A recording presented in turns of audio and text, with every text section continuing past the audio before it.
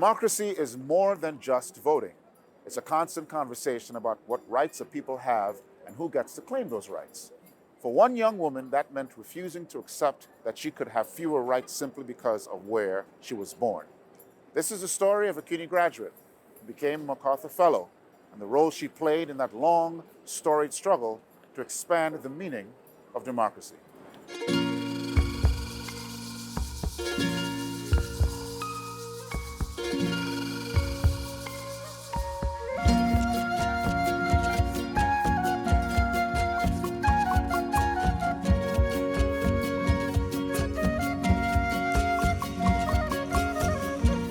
I was born in Quito, the capital of Ecuador. Both of my parents were really financially responsible for their families at a young age, and they had dreams of a college education, but they didn't have that support.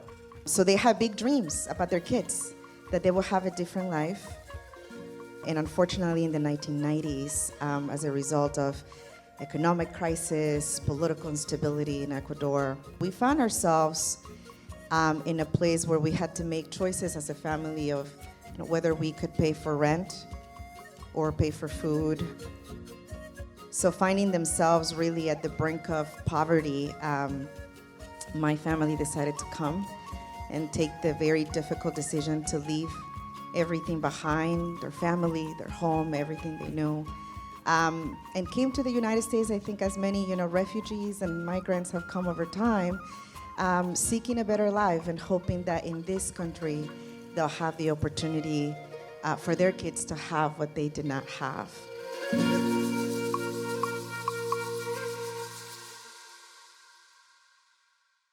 Growing up in New York City, I knew that after our tourist visa expired, we became undocumented immigrants. I knew that I needed to hide this part of my life, that I couldn't share it because our family could get caught and could get detained by immigration authorities. So early on, I understood we were different, and I understood that because of our immigration status, we will be treated differently.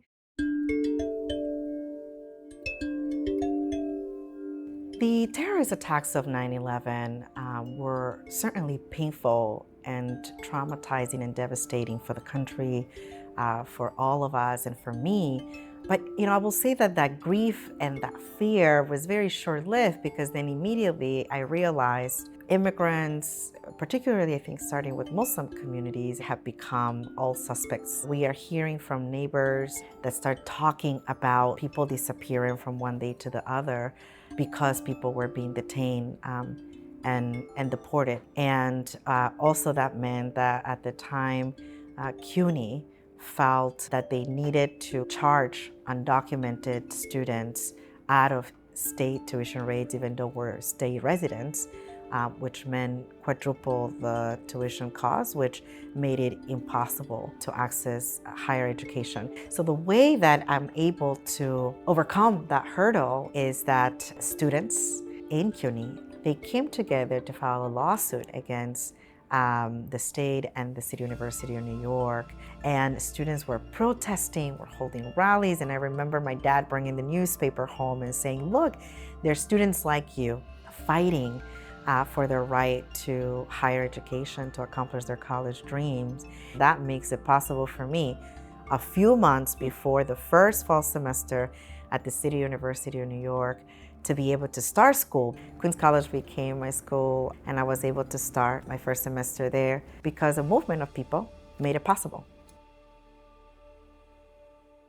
As a result of the anti-immigrant wave of attacks post 9/11, what you saw was a very vibrant movement led by immigrant communities, Muslim communities, refugee communities, that started to push back against deportations. So in this vibrant moment of young people coming together, we connected with each other around these deportation cases. We wanted to make sure that we had a sustainable movement of young people that will be able to find our voice, build community, and take action in their communities and nationally.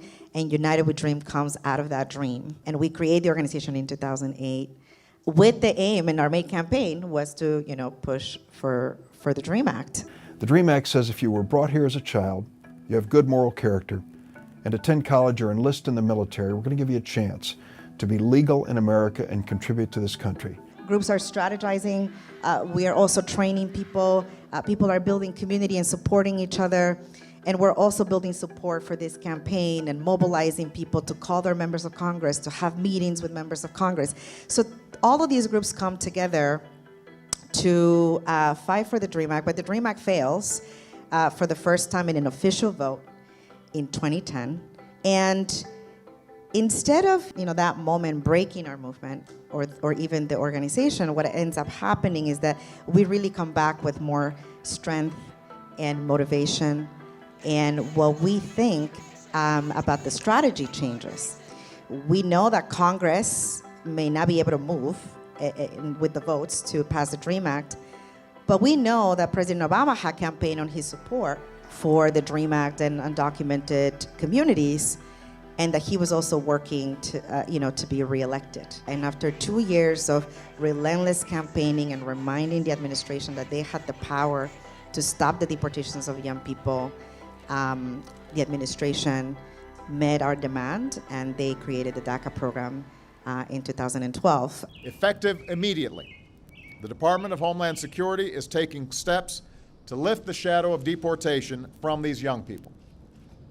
Over the next few months, eligible individuals who do not present a risk to national security or public safety will be able to request temporary relief from deportation proceedings and apply for work authorization.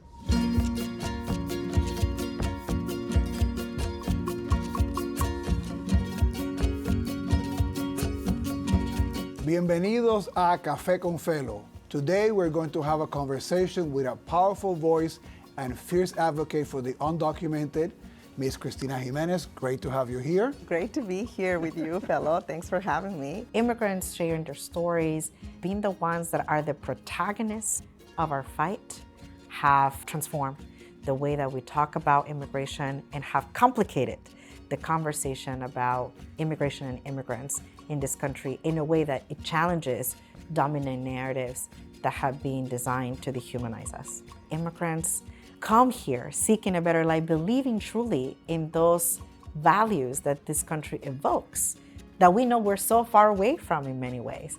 But because we live in those values, we're doing everything that we can to push this country and to get this country to live up to those values. What I want to remember is that in this country, I experienced the most discrimination and racial hatred that I've ever experienced in my life. And I've also experienced the love and the courage of communities fighting for justice. And I learned that from the movements and communities here in the US. So I hold both. And I think that it should be okay to be able to hold that tension. The possibility of us being able to do good while also recognizing what's wrong. And to realize that, it is because of that community, because of those people in this country that have taken action for change, that my story is even possible.